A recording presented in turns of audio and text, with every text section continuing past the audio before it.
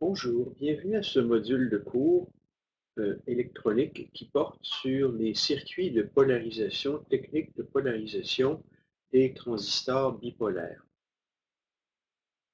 Donc à la fin de ce module, on va avoir vu les techniques de polarisation des bipolaires, comment obtenir une polarisation stable et moins stable, quelles structures de polarisation sont recommandées ou pas recommandées, et on va avoir vu aussi le lien avec les caractéristiques, les fiches techniques des transistors qui ont une incidence sur la polarisation des transistors. Donc, polarisation, on en a parlé plusieurs fois depuis le début du cours. Comme vous savez bien, un système électronique qui n'est pas alimenté, ça ne fonctionne pas. Puis un transistor bipolaire notamment, quand c'est pas correctement polarisé, ben, le plus souvent, ça ne fait pas ce que vous voulez. À l'intérieur d'un circuit, si vous voulez amplifier un signal, il est nécessaire de polariser correctement le transistor qui se comporte comme un amplificateur. Donc, quelle est l'importance de la polarisation? C'est de fournir au transistor un point de repos.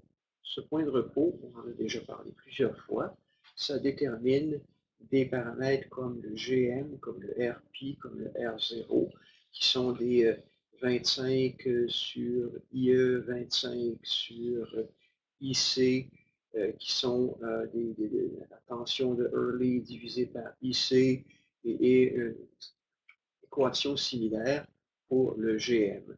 Donc, tous ces paramètres du transistor qui déterminent son fonctionnement comme un amplificateur sont déterminés, dépendent du point de polarisation des différents courants. Donc, il faut bien choisir nos courants. L'autre chose aussi qu'on va voir, c'est que le point de repos va déterminer l'amplitude des signaux que vous allez être capable de propager. D'autre part, une des choses importantes par rapport à la polarisation, c'est qu'une bonne technique de polarisation, c'est une technique qui va permettre de faire en sorte que le comportement du transistor dans un montage est reproductible, il est stable. Il ne change pas trop avec la température, il ne change pas trop avec le spécimen. Une des choses qu'on découvre quand on est un électronicien, quand on est un électronicien novice, on fait un montage. Notre montage fonctionne sur un banc d'essai, puis on est content, ça va.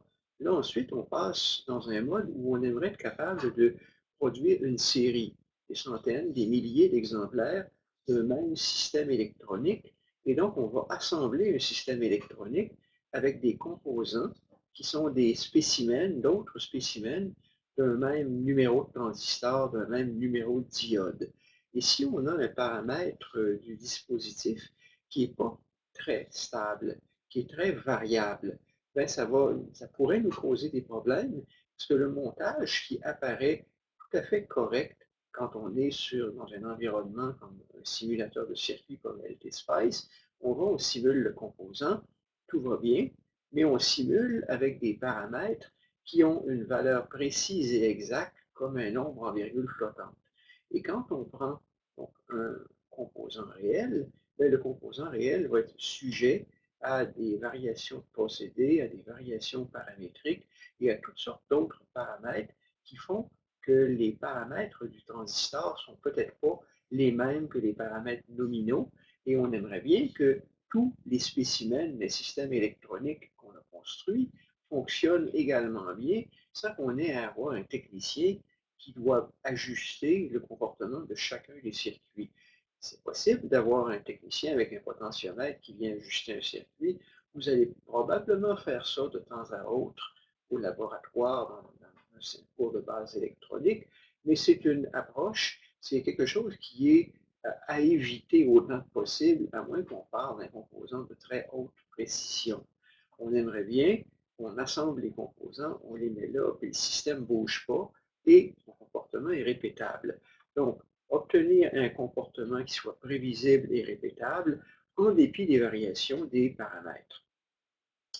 Un choix adéquat de point de repos va aussi déterminer le niveau de distorsion ou, de façon complémentaire, l'amplitude du signal que vous pouvez propager. On va voir plus tard que si un point de repos n'est pas correctement centré, ben, le signal pourrait saturer d'un côté avant l'autre.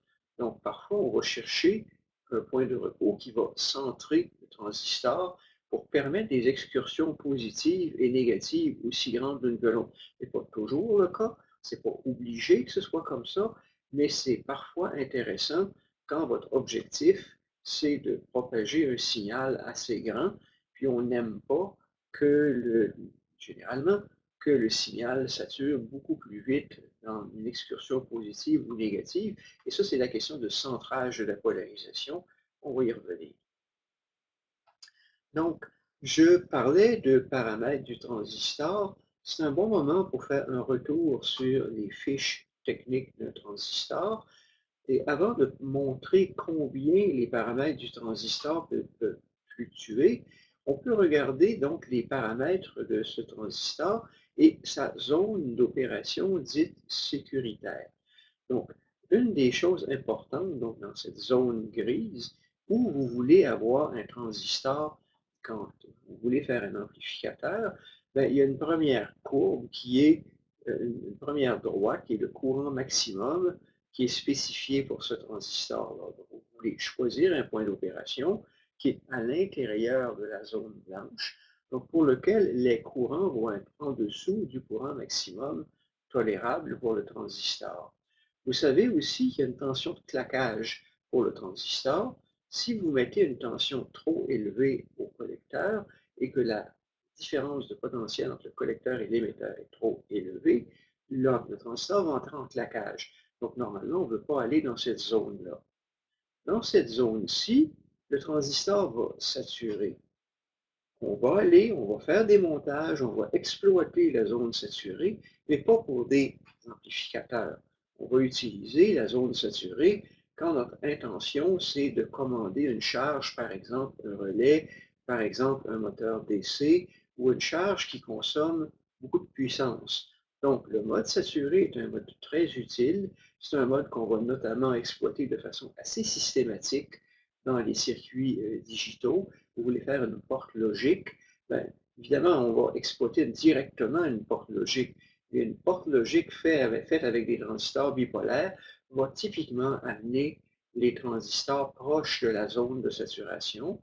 Et dans certains cas, quand notre objectif, si par exemple vous voulez donner du muscle à un microcontrôleur ou à un circuit intégré, et vous voulez aller commander un relais, vous voulez aller commander un moteur DC, ben, ce que vous voulez, ce n'est pas un amplificateur. Vous n'êtes pas en train de vouloir amplifier la voix et envoyer ça sur un haut-parleur et avoir de la fidélité de signal.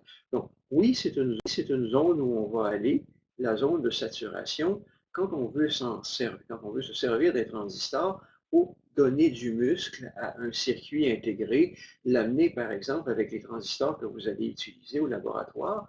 Si vous prenez un simple 2N4002, vous mettez ça à la sortie d'un microcontrôleur. La sortie du microcontrôleur peut mettre en conduction ou éteindre le transistor, puis il peut venir vous fournir 1 ampère dans une charge sur laquelle il pourrait avoir 24 volts, ce que le circuit intégré lui-même n'est pas capable de faire. Donc, c'est un usage commun, très, très utile et très fréquent, très moderne, encore très, très actuel, d'un transistor bipolaire, donner du muscle à un circuit intégré. Dans cette zone ici, le transistor va être dans une zone dite coupée. Il ne fonctionne pas. Pourquoi on voudrait aller là? Bien, si vous voulez, par exemple, commander un moteur ou une valve ou quelque chose comme ça, et que votre valve fonctionne dans un environnement 24 volts et qu'elle a besoin de 1 ampère pour être activée, bien, vous pourriez passer de là à là de façon très brève avec un transistor comme un 2N4001. Vous allez de là, pouf, vous sautez là, pouf, et là, votre valve est éteinte, et là, votre valve est en fonction. Et donc, quand on se sert du transistor pour commander une charge, c'est un mode classique où on va aller et on va passer donc de ici à là pour commander une charge. Cependant, quand vous voulez faire des amplificateurs communs, on veut normalement rester à l'intérieur de la zone blanche. Maintenant, il y a une autre zone que je voudrais discuter, qui est cette zone ici, qui est une hyperbole. Ben, c'est l'hyperbole définie par la puissance maximum que le boîtier du transistor est capable de tolérer. Que bien sûr, cette puissance maximum va être modulée par la présence ou l'absence d'un radiateur sur le boîtier. Il existe, par exemple, vous pouvez avoir une version d'un 2N4002 que vous allez utiliser au laboratoire, qui est monté dans un boîtier métallique sur lequel vous pouvez venir monter un radiateur avec des ailettes. Et là, soudainement, la dissipation de puissance que vous pouvez tolérer dans le composant pourrait aller de 5 à 600 milliwatts pour aller chercher à quelques watts grâce à la présence donc d'un radiateur qui va vous permettre de dissiper plus à l'intérieur avec un même transistor. Donc, mais il y a ce PC max avec ou sans un radiateur. Au laboratoire, vous n'allez pas mettre des radiateurs et les composants, les transistors discrets, on va avoir une spécification. Typiquement, ça va être aux environs de 500 milliwatts, 700 milliwatts qu'on peut mettre dans un transistor commun. Puis quand il y a 700 milliwatts sur un transistor commun, si vous le prenez avec votre main, vous allez vous brûler les doigts. Il devient très chaud. La jonction à l'intérieur peut monter à 125 degrés Celsius et le boîtier va monter à 80 degrés Celsius. Et si vous prenez ça, si vous le serrez entre votre pouce et votre index, vous allez vous brûler. D'accord? Et si vous opérez le transistor longuement dans cette zone, il va se brûler. Donc ça, c'est la zone. Et pourquoi ça fait une hyperbole? Ben, P est égal à VI. Donc quand on regarde le point d'opération, le IC pour un V donné, ben, c'est IC est égal à P max sur VCE. Et c'est une courbe en 1 sur X ou en 1 sur VCE, si vous voulez, et ça vous donne cette hyperbole. Donc, la zone où vous voulez œuvrer, où vous voulez polariser votre transistor dans une application de type amplificateur linéaire, c'est la zone blanche dans ce schéma. Vous pouvez aller ici sur un driver, vous pouvez aller ici sur un driver, quelque chose qui est utilisé pour commander une charge on-off comme un moteur ou un solenoïde. Donc, euh, c'est important on parle ici de ce PC max, c'est lié à l'échauffement, la jonction, donc le semi-conducteur lui-même doit rester à sa jonction en opération normale prolongée, la température de jonction doit normalement, et ça c'est lié à la spécification du manufacturier, mais pour tous les transistors au silicium, ce paramètre-là a tendance à être un invariant parce que c'est une propriété du silicium. Au-delà de 125 degrés Celsius, les propriétés du silicium comme semi-conducteur se dégradent et on ne veut pas aller là, on ne veut pas rester là longtemps. On peut parfois mettre en stockage, en entreposage, un transistor bipolaire jusqu'à 125, 175 degrés Celsius. Donc, par exemple, imaginez une application vous êtes, par exemple, sur un satellite, puis vous êtes sur un côté qui est exposé au soleil, puis il commence à faire chaud à l'intérieur de votre boîte, de votre satellite, vous pourriez imaginer qu'il y a un thermomètre dans le système et que le thermomètre va éteindre le système et il peut survivre, le composant va survivre sans dégradation permanente jusqu'à 175 degrés Celsius, qui est commun. Puis la température du boîtier, ce qui est commun, c'est que quand la jonction est à 125, le boîtier va être à 70 degrés Celsius. Encore une fois, c'est une température. Si vous essayez de le prendre entre le pouce et l'index, vous allez vous brûler les doigts. Et ces paramètres d'opération, ça correspond à un temps de vie d'environ 10 ans. Mais bien sûr, si vous voulez l'opérer pour une seconde, ça ne veut pas dire que vous ne pouvez pas opérer un transistor pour une seconde ou pour une minute dans cette zone ici, et il va probablement survivre. Mais si vous voulez faire de l'électronique, qui a un temps de vie raisonnable, comme par exemple 10 ans, qui est commun pour les manufacturiers de semi-conducteurs, vous ne dépassez pas cette zone grise.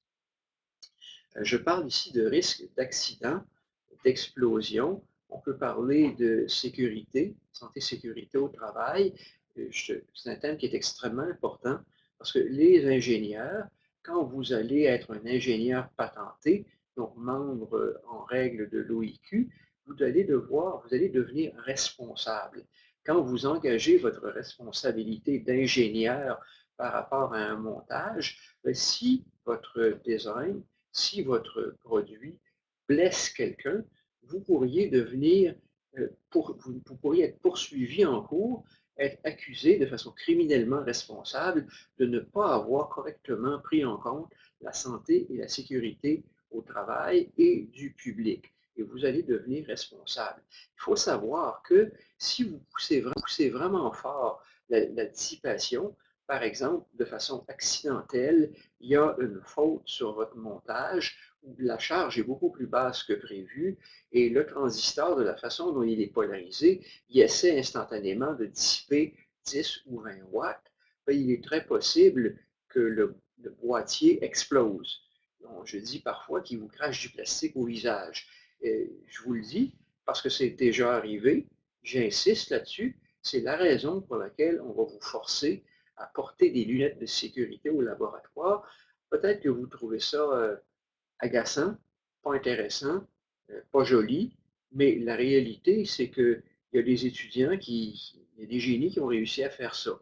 Et une façon classique de faire ça, en passant, c'est d'aller vous acheter un bloc d'alimentation sur Alibaba, beau bon pas cher, et vous vous faites livrer ça chez vous, vous bricolez un montage électronique. Et puis une des choses, une des raisons pourquoi le bloc d'alimentation beau bon pas cher, il est beau bon pas cher, c'est qu'il n'est pas protégé pour les courts-circuits. Les instruments que vous allez utiliser au laboratoire, normalement, sont protégés en court-circuit, mais comme étudiant, vous savez, on dit les montages que vous allez faire au laboratoire, on veut que ce soit student-proof. Si on ne le fait pas, ben, ça ne prendra pas très très longtemps qu'il y ait un étudiant qui va faire une fausse manœuvre au laboratoire, qui fait un court-circuit sur la sortie d'un bloc d'alimentation et qui détruit le boîtier. Juste pour ménager nos budgets, on ne veut pas ça, mais aussi parce que ce serait irresponsable de notre part de vous faire jouer avec des équipements qui peuvent faire exploser, qui peuvent vous faire exploser un composant au visage dans le laboratoire. Cependant, je vous dis, ça s'est passé pour vrai. Un étudiant dans son projet de recherche qui avait acheté des appareils moins sécuritaires, qui les exploitait, puis effectivement, il s'est fait exploser au visage un amplificateur opérationnel en connectant à l'envers le VCC et le VSS, donc le ground et l'alimentation positive. Donc, quand vous excédez ce PC max, un composant peut vous exploser au visage et ça peut vous rendre aveugle ou ça peut vous blesser gravement. Donc, extrêmement important à considérer, ce PC max. Normalement, évidemment, pour qu'il vous explose au visage, il faut probablement aller très, très loin ici. Là, ici, il va avoir un entendu qui va se mesurer en minutes. Et normalement, vous voulez vous positionner dans cette zone ici, la zone en blanc. Donc, on a dit tension max, courant max, zone saturée pour un driver, zone bloquée pour votre charge off. Et ça, c'est la zone normale où on veut aller pour un amplificateur linéaire, un mode d'utilisation en amplification linéaire. Je clique et voici donc, je reprends quelque chose que j'ai déjà montré. Donc, vous avez cette tension maximum, mais quand même remarquable qu'on peut aller plus loin. On peut aller plus loin si, par exemple, on a bien contrôlé la différence VBE.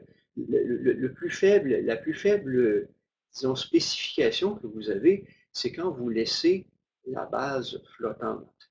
Mais si vous ne laissez pas la base flottante, pas la base, oui, c'est bien ça, la base. Si vous ne laissez pas la base flottante, vous désensibilisez la base par une résistance suffisamment faible. Normalement, vous pouvez aller plus haut en tension sur la tension maximum. C'est quand même intéressant de considérer cette forme de la courbe, surtout quand vous la combinez avec l'hyperbole qui est là. Vous voyez bien que cette forme de la courbe peut être quelque chose que vous exploitez. Donc, si vous avez une forme de courbe de claquage qui est comme ça, bien, effectivement, elle est assez complémentaire à ce que vous observez ici. Donc peut-être qu'on peut aller de façon sécuritaire opérer un transistor proche de son point de rupture, mais en s'assurant que le circuit qui commande la base a une impédance suffisamment faible. Je ne vais pas aller plus loin dans les détails de ses propriétés, mais c'est la réalité, c'est le monde réel. Il n'y aura pas plus là-dessus dans le cadre du cours. Donc, on regarde maintenant des spécifications, spécifications d'un transistor. Une des bêtes de trait communes, et j'ai parlé du 2N4002, c'est probablement les deux transistors de petits signaux les plus populaires sur le marché, parmi les plus populaires sur le marché. Et un 2N, 2222, ben, c'est une spécification standard. Et si vous essayez d'acheter un 2N2222, vous allez voir qu'il y a peut-être 15 manufacturiers qui vous en offrent sur le marché. Et l'idée, c'est qu'il y a une norme JEDEC, qui est publiée sur ce que devrait faire un 2N2222. Et parfois, ce qui va précéder, ben, c'est quelque chose qui est propre à un manufacturier spécifique, comme par exemple Motorola, dont on a emprunté la fiche technique. Et là, vous voyez les fiches techniques d'un transistor réel, donc une tension de claquage de 20 volts entre le collecteur et l'émetteur. Et vous voyez ici entre le collecteur et la base 75 volts. Donc, vous voyez vraiment que ça correspond un peu à ce qu'on vous montre ici, là. Dépendant comment vous l'utilisez, les jonctions ne vont pas nécessairement claquer de la même façon. On est en train de vous dire que si l'émetteur est à une tension plus élevée, peut-être que la base pourrait être à une tension plus basse. Donc, c'est ce que vous avez ici. Donc, le VCB0, VCE0. Bien sûr, moi, je serais prudent d'aller au-delà je serais sur mes gardes si je tentais de mettre sur le collecteur plus que 40 volts. Néanmoins, on pourrait très bien se servir de ce transistor-là pour aller commander, je parlais un petit peu plus tôt d'aller commander un moteur, d'aller commander une valve.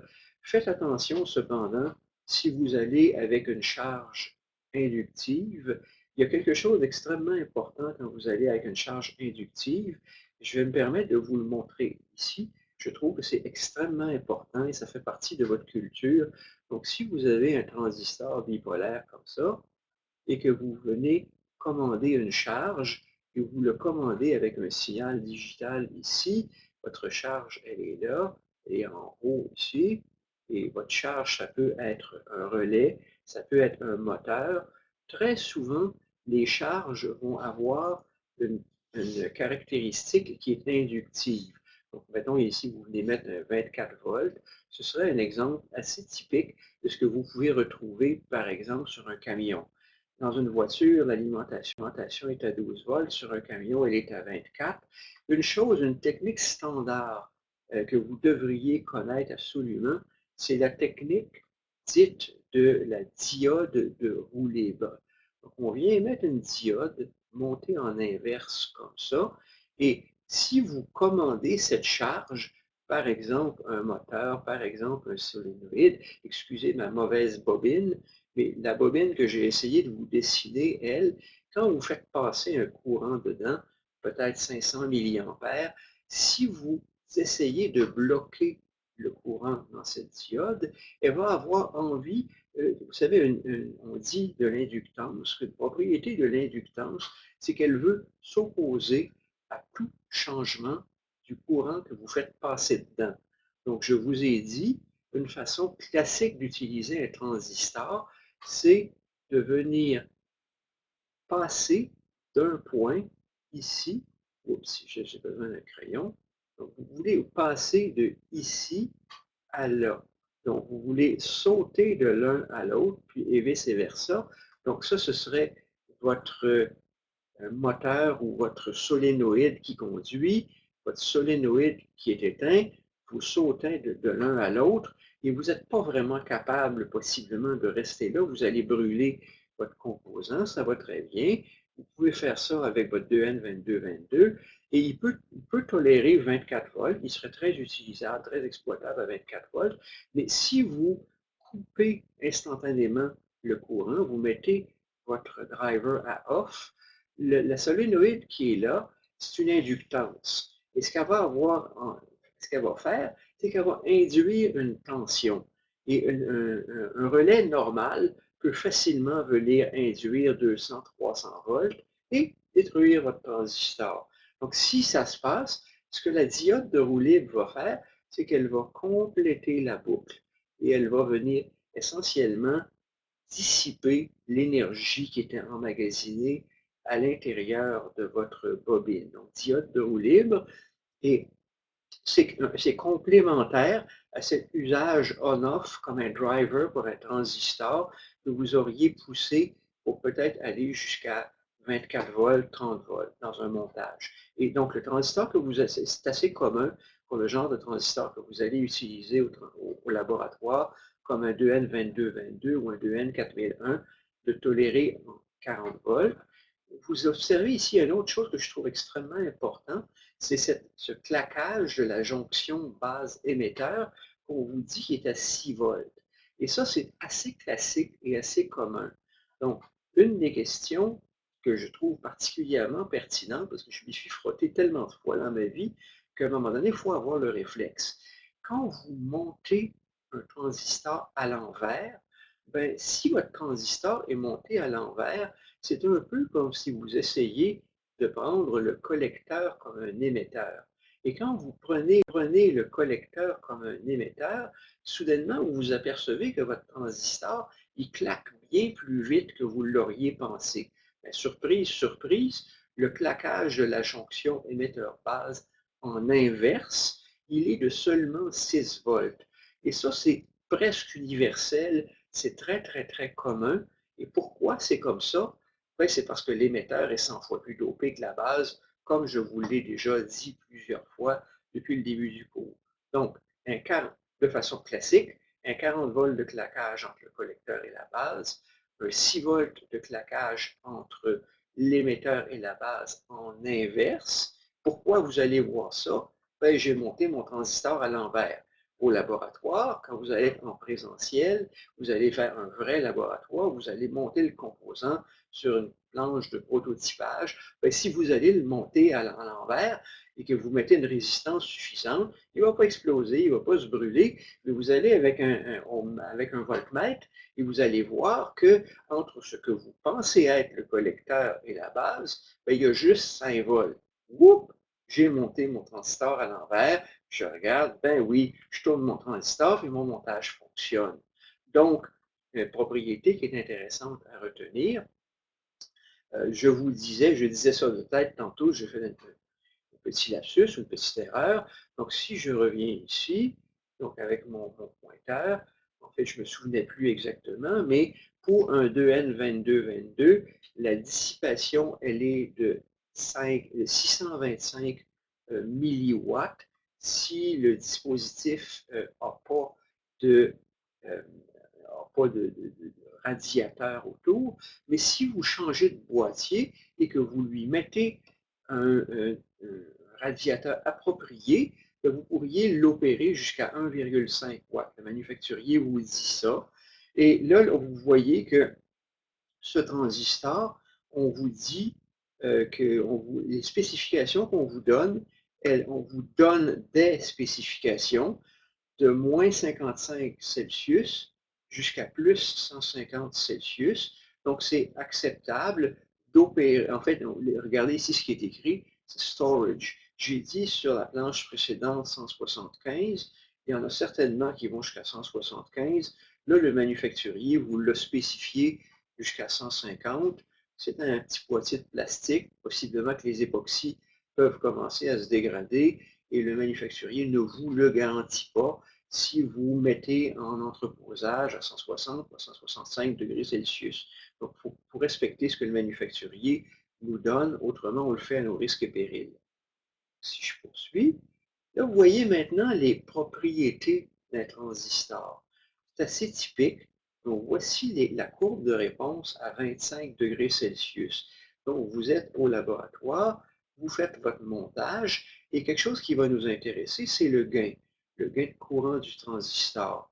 Et donc, il va se balader entre 100 et environ 200 pour un même transistor en fonction du niveau de courant.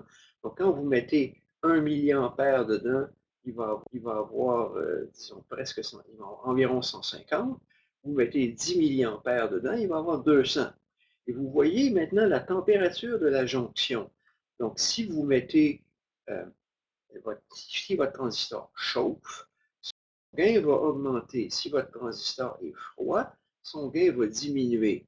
Maintenant, vous avez une voiture, vous vous promenez à Montréal, ce matin, il ne fait pas chaud, il fait -20, ou vous êtes l'été, et puis vous êtes en plein soleil, ben, il est assez commun qu'un boîtier d'un système électronique, de quelque chose qui est laissé en plein soleil sur le tableau de bord d'une voiture, va avoir 60 degrés Celsius, et l'hiver à Montréal, vous pouvez voir -20, -25 degrés Celsius. Donc, vous allez vous balader là-dessus et vous aimeriez bien que la radio dans votre voiture fonctionne correctement.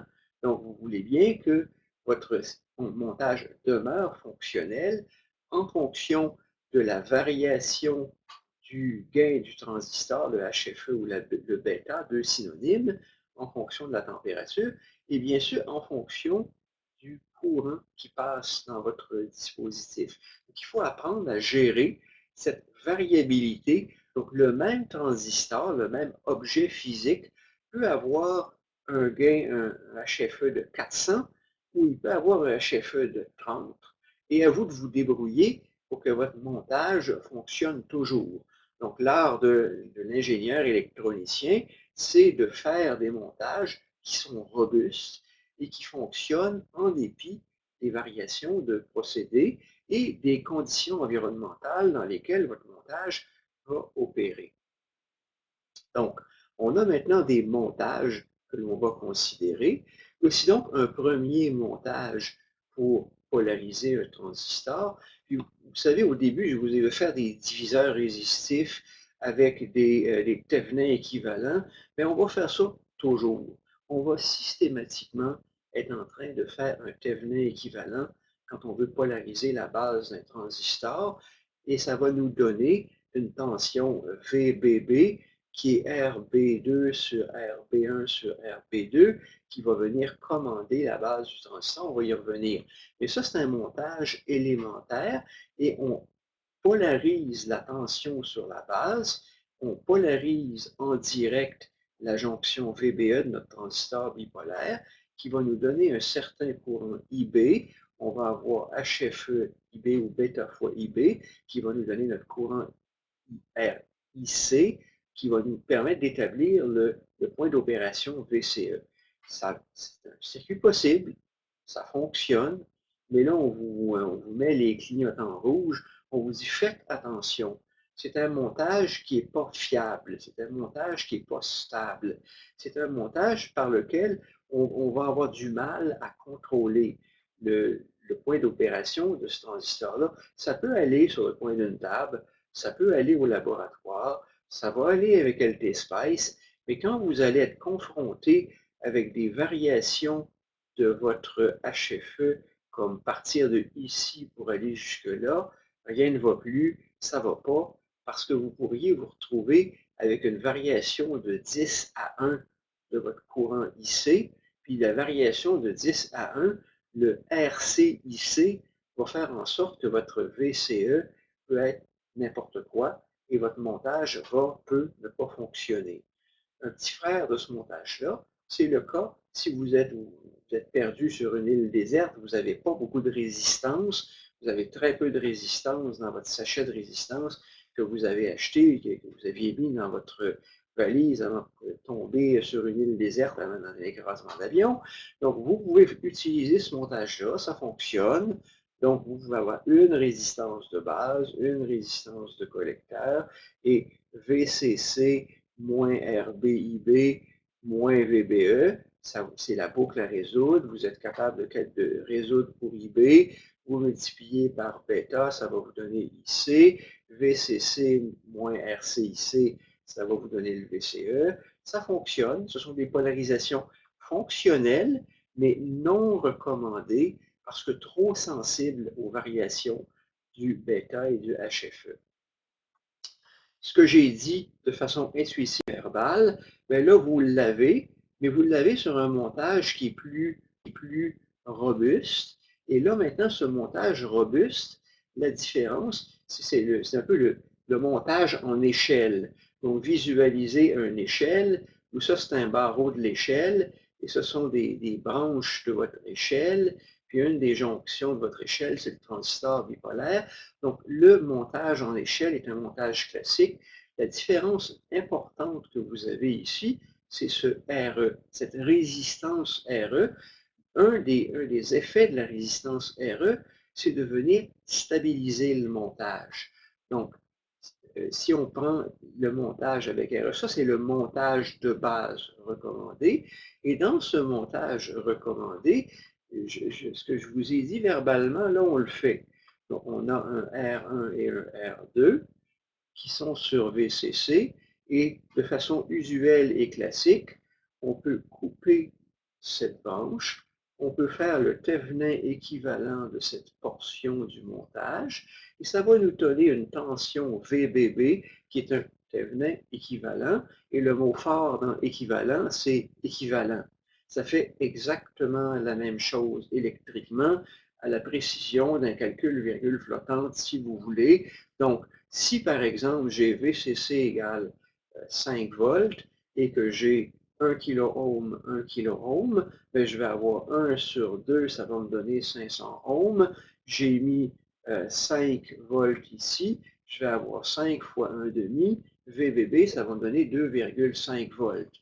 Et vous allez voir que moi, comme concepteur électronique, j'aime bien choisir des valeurs de résistance bien senties comme 1 kilo-ohm et 4 kilo-ohms sur 5 volts, qui va avoir tendance à vous donner un VBB de 1 sur 1 plus 4, 1 cinquième, 20% de VCC. Je me mets un 5 volts, je récolte un VBB de 1. Je le fais en calcul mental parce que c'est tout à fait simple et tout à fait évident.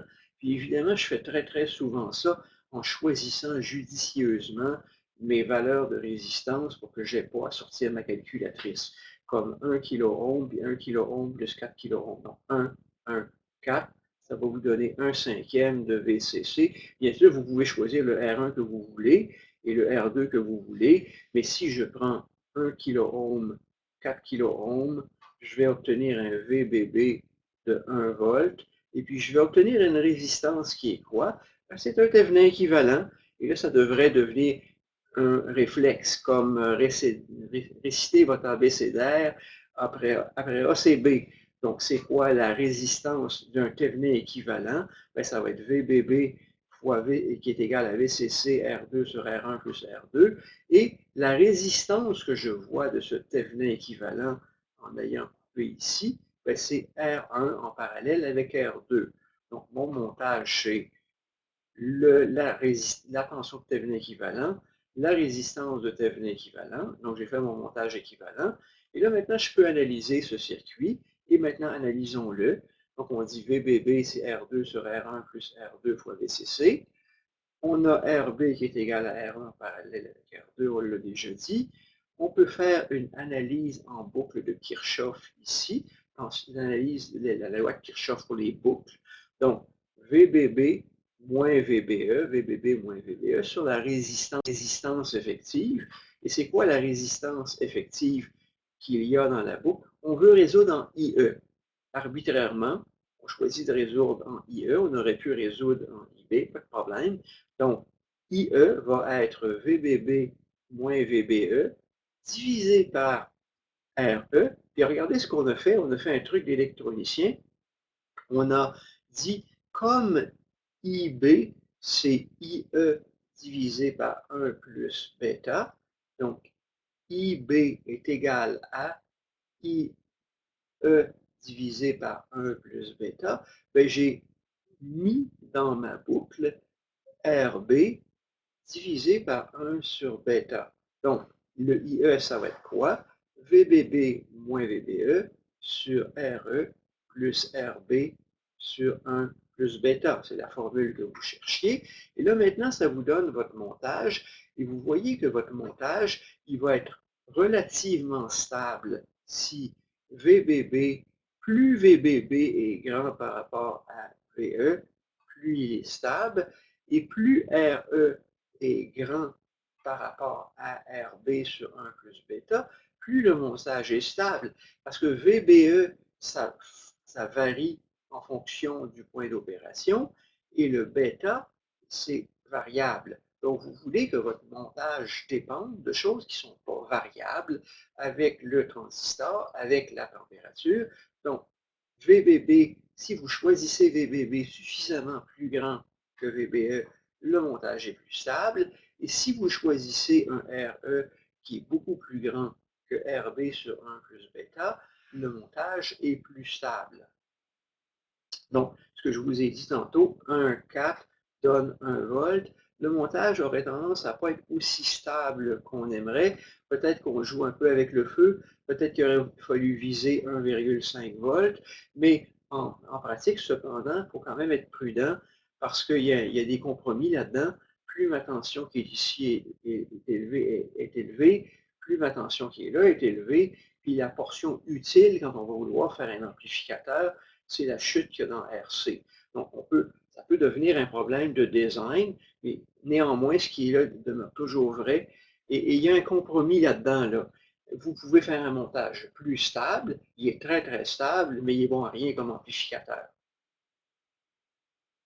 Donc, si on reprend, on peut prendre le même montage, on peut mettre des valeurs numériques dedans, on peut faire des exemples. Donc, soit VCC égale 10 volts, et j'ai 1 kΩ sur R2, j'ai 4 kΩ sur R1, et j'ai RC et RE est égal à 1 kΩ, calculer IE et BC. Et c'est une directe application numérique avec les différentes valeurs. Reprenez le calcul avec 2K, 10K, 20K. Et ce que vous allez voir, et on peut le faire si par exemple j'ai 1K et 4K, j'ai 1K et 4K, je vais avoir un cinquième, j'ai mis 10 volts, j'obtiens ici 2 volts, et là je peux résoudre, j'ai donc 2 volts moins 700 millivolts, on prend normalement quand on s'attaque à un montage à cet exemple-là, donc je vais prendre le temps de l'écrire, parce que moi je suis capable de le faire mentalement, mais je ne suis pas sûr combien vous me suivez. Donc là, je peux dire que j'ai donc 1 cinquième de 10 volts, donc j'ai 2 volts, moins 0,7, qui est ma chute constante pour ma jonction VBE. Et puis ça, je prends ça. Et là, je peux venir me le diviser par quoi RE. Oups, je passe au clavier anglais. Donc, si j'ai RE par exemple, si j'ai RE égale à, qu'est-ce que j'ai dit? J'ai dit 1 kΩ. Donc, si j'ai RE égale 1 kΩ, plus ici, j'ai mon RB. RB, j'ai 1 kΩ en parallèle avec 4 kΩ. Bon, évidemment, vous n'avez peut-être pas le réflexe, mais 4 fois 1 sur 5, ça donne 800 ohms. Ça, c'est un classique. Là. 1 avec 4 fois, ça vous donne 0,8. Donc, faites la calcul avec votre calculatrice. Vous allez obtenir 0,8 kΩ. Donc, et ça me donne donc 1,3 sur 1,8. Donc, 1,3 sur 1,8. 1,3 divisé par 1,8. Et ça va vous donner à peu près 0,6, disons. Je pourrais prendre le temps de le faire avec la calculatrice, je ne l'ai pas fait. Environ 0,6 milliampères. Et là, c'est le courant IE. Et là, bien sûr, qu'est-ce que vous avez comme IC? Ben, IC, si je poursuis l'exemple, si j'ai un petit peu, je vais donner un autre, j'ai IC, je poursuis, je vais reprendre ça. Je vais avoir du texte, s'il vous plaît. Donc, je vais avoir un IC qui est égal à alpha. Je vais mettre A, je vais être paresseux. Ici, je vais mettre un égal. IC qui est égal à alpha, je mets A, fois IE, et alpha, en première approximation, c'est proche de 1. Alpha, c'est bêta sur bêta plus 1. Si mon bêta est 100, donc alpha, c'est égal à, et ça, c'en est une que vous devriez vraiment connaître, bêta sur bêta plus 1. C'est vraiment quelque chose à avoir sur une feuille à une mémoire. Ici, bêta égale 100. 100 sur 101, ça donne 0,99. Donc, je suis en train de vous dire que le courant IE que vous avez se retrouve presque entièrement sur IC. Et donc, quand vous faites ça, bien, ça vous donne que le courant de collecteur est à peu près 0,6 mA. Faites les calculs au long, amusez-vous. Quelque chose d'intéressant. Si je mets 20 kΩ dans RC, ben 20 kΩ dans RC, 20 fois 0,6, ça va donner 12 volts de chute. Et si je pars de ce point-ci et que j'ai 12 volts de chute, je vais me retrouver avec un VC qui est égal à moins 2 volts. 10 moins RC ici, donc ça va donner moins 2 volts. Oups, problème. Vous faites ce calcul-là, ben la vraie solution, c'est que le transistor est saturé. Pas saturé parce qu'on voulait commander un solénoïde ou un moteur ou ce qu'on voulait, saturé parce qu'on a fait une erreur de design, parce qu'on a choisi un RC trop grand pour le IE qu'on s'est mis. Donc, avec 2 kΩ, ça va être très bien parce qu'en réalité, comme il y a à peu près autant de chute dans IE que dans il y a à peu près autant de chute, il y a à peu près autant de courant dans IE que dans IC. Si je mets 1 kΩ de RE, puis que je mets 2 kΩ de RC, je vais avoir une chute ici qui va être nominalement 2 fois plus grande que la chute qui est là. Donc, si j'ai 1,3 volts ici, je vais avoir tendance à avoir 2,6 volts ici, 10 moins 2,6. Bon, ça vous place aux environs de 7,4. Ça va fonctionner bien.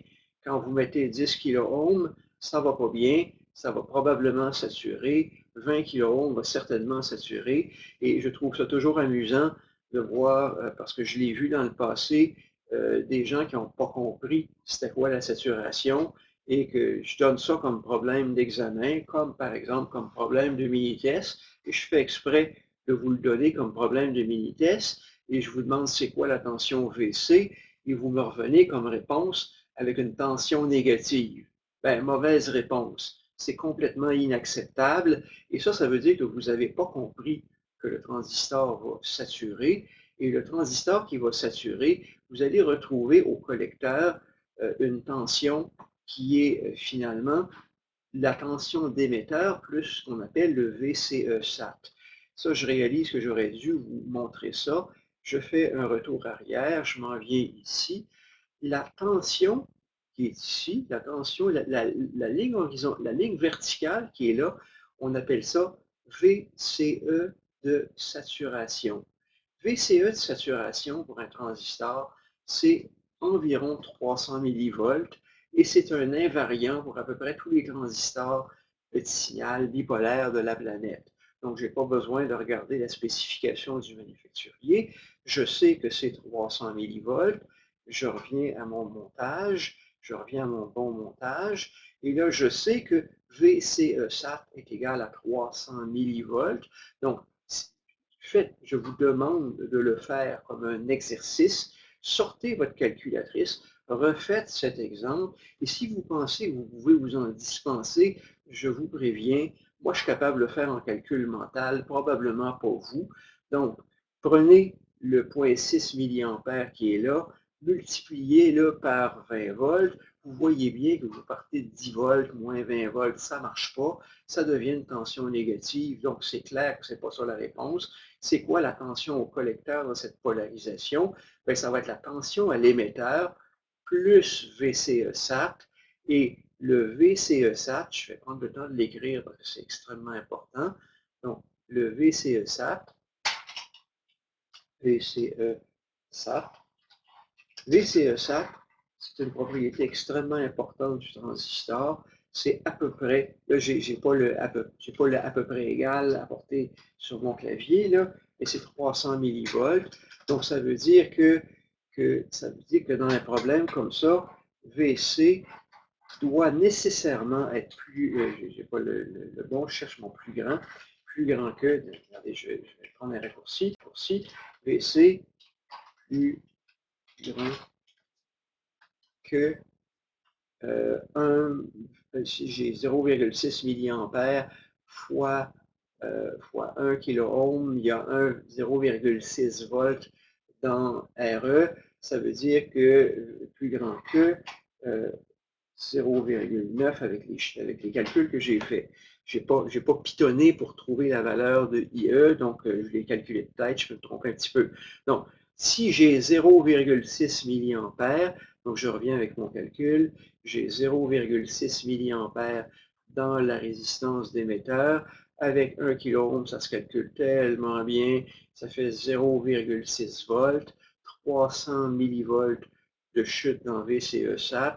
Donc, la tension qui est ici peut descendre jusqu'à 900 millivolts plus haut que 0. Donc, quand vous partez de VCC, la tension au collecteur, c'est VCC moins RCIC. Et bien sûr, il suffit de prendre RC assez grand pour que vous descendiez en bas de 0. Donc, si j'ai VCC moins RCIC, je vais prendre le temps de l'écrire. Moi, je suis capable de jongler mentalement, mais pas vous autres. Donc, j'ai VC est égal à VCC moins RCIC. Et puis, si RC est assez grand, RC fois IC va rendre VC négatif, ce qui est faux, parce que la tension si vous observez que la tension à ce point veut descendre à moins que VCE-SAT, donc avec une tension qui est moindre que ce que j'ai calculé, ce que j'ai calculé, je ne l'ai pas écrit, donc 600 millivolts plus 300 millivolts, 900 millivolts. Si la tension à ce point descend en bas de 900 millivolts, le transistor est saturé. Ça veut dire quoi? L'hypothèse que le transistor est actif est fausse. Si l'hypothèse que le transistor est actif est fausse, quand je suis dans cette zone-là, ben les courbes ont fait ça. Et dans cette zone-là, ben une manière équivalente de le représenter, c'est que le bêta s'est effondré.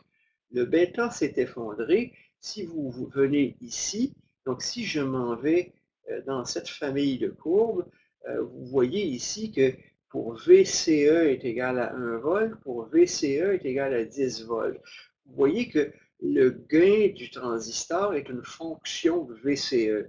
Et si vous saturez le transistor, dans cette zone-ci, quand vous saturez le transistor, ben, une façon de le représenter, c'est que le bêta s'effondre, donc le transistor n'a plus de gain, donc tout est autocohérent dans l'histoire, le gain du transistor s'effondre, et si j'arrive dans cet exemple, ben, tout simplement, ce que ça a pour effet, c'est que la tension à ce point, le VC, ne peut pas descendre en bas de la tension à l'émetteur plus le VCE-SAT qui est 300 millivolts. Donc, j'ai bien battu cet exemple, mais refaites-le à partir des données du problème. Donc, je vous propose, prenez ça, effacez tout ça, reprenez le problème, puis essayez de le résoudre. Et si vous n'êtes pas capable de le résoudre, ben vous n'êtes pas prêt à aller au mini-test, puis vous allez vous planter.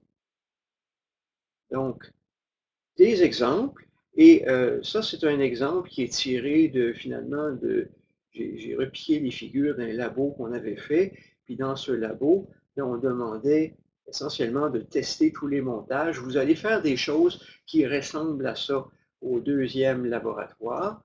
Donc, différents montages, le montage pas stable, un montage qui est stabilisé grâce à une résistance dans l'émetteur, et le montage qui est stabilisé. Et vous pouvez prendre tous ces cas de figure et allez les calculer et ça vous fait une série d'exercices. Si vous n'êtes pas capable de faire rapidement des calculs comme ça, bien, vous avez un problème, c'est que vous n'êtes pas capable de passer le mini-test dans des temps raisonnables. Donc, prenez-le comme une série d'exercices que je vous soumets pour vous amuser avec.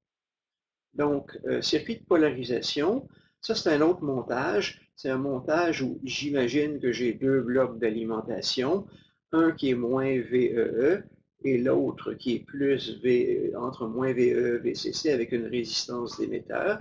Et on peut résoudre, dans ce cas-ci, on part de zéro. Évidemment, c'est un montage qui peut vous apparaître plus simple, il n'y a pas de Thevenin équivalent. Il n'y a pas de Thevenin équivalent, mais il y a essentiellement, il y a deux blocs d'alimentation. Évidemment, c'est très, très coûteux comme montage, mais on peut résoudre de la même façon. J'ai VEE moins VBE, donc je prends cette boucle. Donc, il y a une différence de tension de VEE. VEE moins RBIB moins VBE moins REIE. Et vous remplacez votre RBIB par IB est égal à IE sur bêta plus 1, puis boum, vous avez l'équation du premier coup. Je peux l'écrire au long, et ce que j'ai fait, c'est VEE moins RBIB, IB étant égal à IE sur 1 plus bêta moins VBE moins REIE. Vous écrivez l'équation, vous manipulez, bingo, immédiatement vous avez ça. Ce montage est stable si VEE est beaucoup plus grand que VBE. Ce montage est stable si RE est beaucoup plus grand que RB sur 1 plus bêta. C'est un montage, c'est un bon montage, c'est un montage stable. Cependant, c'est un montage qui vous coûte deux blocs d'alimentation.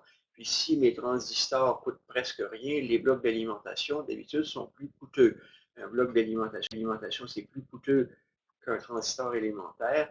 Donc, d'habitude, la bonne pratique aujourd'hui, c'est de tenter de minimiser le nombre de tensions d'alimentation dont vous avez besoin. Donc, on poursuit l'analyse. Ben, je reprends le même jeu que tantôt. Ce sont des exemples. Vous avez besoin d'exemples. Je peux les calculer au long. Ça ne va pas vous aider. Donc, voici les données du problème. C'est la même chose que tantôt. Vous avez une formule qui est là. Vous avez des données du problème. Calculez et faites la solution de ce problème avec l'équation. Puis finalement, c'est quoi le VC? Ben, c'est VCC moins RC IC. C'est quoi IC? C'est IE fois bêta sur bêta plus 1. C'est quoi bêta? C'est 100.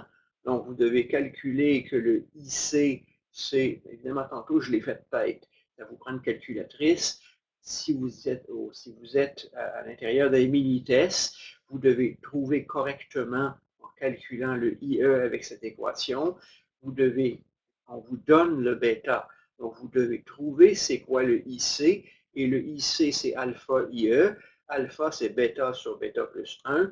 Vous devez calculer c'est quoi le IC. Ayant calculé c'est quoi le IC, vous pouvez calculer RC-IC. Puis quand on veut jouer un petit peu avec vous, bien, on s'amuse à vous donner plusieurs valeurs de IC, puis on s'amuse pour une valeur de IC suffisamment grande à venir faire saturer le transistor pour que, bien sûr, des fois, le transistor va saturer et c'est un peu, donc c'est arrangé avec le réalisateur du film, là. Il a choisi la valeur de RC pour le faire saturer, pour voir si vous avez compris. Puis bien sûr, quand ça sature, ben, la valeur que vous allez avoir ici, c'est la tension à l'émetteur plus VCE SAT. Je poursuis. Un montage intéressant, c'est un montage où on va prendre la tension de base, la tension du collecteur, je m'excuse, et on l'envoie sur la base directement avec un transistor RB. Ça, c'est une solution du pauvre homme ou de la pauvre femme, de l'ingénieur perdu sur une île déserte qui n'a pas beaucoup de résistance dans son sachet. Et ça fonctionne. Et il s'avère que c'est un montage qui est pas mal robuste. Parce qu'en réalité, comme on va voir, ce montage ne peut pas saturer. Donc, si vous faites ce montage, donc vous avez une autopolarisation en envoyant la tension de collecteur sur la base au travers d'une résistance. Et donc, vous pouvez résoudre avec votre loi de Kirchhoff qui dit que IC plus IB est égal à IE. Donc, le courant de collecteur, donc ce que vous avez, le IC plus IB est égal à IE. Donc, ce qui est amusant ici, c'est que vous avez dans RC exactement le même courant qu'à l'émetteur. Intéressant. Et donc, vous allez avoir VCC moins RC-IC, ça vous donne la tension qui est à ce point-ci, moins RB-IB, moins VBE, puis IB c'est quoi? Ben, IB, c'est égal à IE sur 1 plus bêta. Donc, faites-le avec ça, et vous voyez que l'équation de la boucle est en VCC moins VBE moins RC fois, vous voyez, c'est en IE, RC fois IE. Puis c'est quoi la chute dans RB? Ben, c'est RB-IB. Mais IB, c'est quoi? Ben, c'est IE divisé par 1 plus bêta, ce qui vous donne directement cette équation VCC moins VBE divisé par RC plus RB sur 1 plus bêta se résout de façon directe. Moi, personnellement, je n'écrirai pas cette équation-là sur une feuille parce qu'elle est immédiate, elle saute au visage. Et quand on va avoir vu 20, 30 configurations, ben, une feuille de mémoire, ça ne fera plus parce qu'il y a trop de configurations. Mais votre cours de circuit, VCC, VCC moins RC fois I, c'est quoi le I? C'est IB plus IE. C'est quoi IB? Ben, c'est quoi IB? C'est IE sur 1 plus bêta. Donc, VCC moins RC fois le courant, moins RB fois le courant, qui est de IE sur 1 plus bêta. Et vous avez immédiatement cette équation qui vous permet de résoudre pour le IE. Et cette configuration est stable quand VCC est grand par rapport à VBE et quand RC est suffisamment grand par rapport à RB sur 1 plus bêta, parce que, donc autrement dit, quand la chute dans cette résistance est petite devant la chute sur cette résistance, le montage ne sera pas affecté par les changements de bêta et j'ai promis de vous dire que ça ne sature jamais. Pourquoi ça ne sature jamais? C'est que essentiellement, quand le transistor a envie de saturer, si, mettons, le bêta est plus grand, quand le bêta est plus grand, la tension au collecteur descend. Si la tension au collecteur descend, le courant de base descend et le montage est autorégulant. C'est impossible que le montage descende en bas de VCE SAT, parce que s'il descendait en bas de VCE SAT, il faudrait fournir du courant, il faudrait que le IB s'inverse de signe, ce qui est évidemment pas possible. Donc, ce montage ne peut pas saturer, parce que pour que le montage sature, il faudrait que le courant IB change de sens et change de sens par rapport à ce qui est montré. Donc, ce montage ne peut pas saturer et il est donc relativement robuste quand vous avez juste deux résistances à portée de la main. On poursuit. Un montage qui est extrêmement important, c'est la source de courant. De façon commune et très fréquente, on va utiliser un composant qui s'appelle la source de courant. Et cette source de courant, comment on la fabrique? On va la fabriquer avec un montage qu'on appelle le miroir de courant. Je vois le temps qui avance. Ce module est trop long. J'ai des choses à vous dire par rapport à la source de courant. Je vais m'arrêter là et je vais reprendre et je vais parler du miroir de courant et des configurations stables basées sur la polarisation d'un transistor bipolaire. Donc, je m'arrête maintenant et je vais refaire un autre module parce que celui-là est devenu trop long.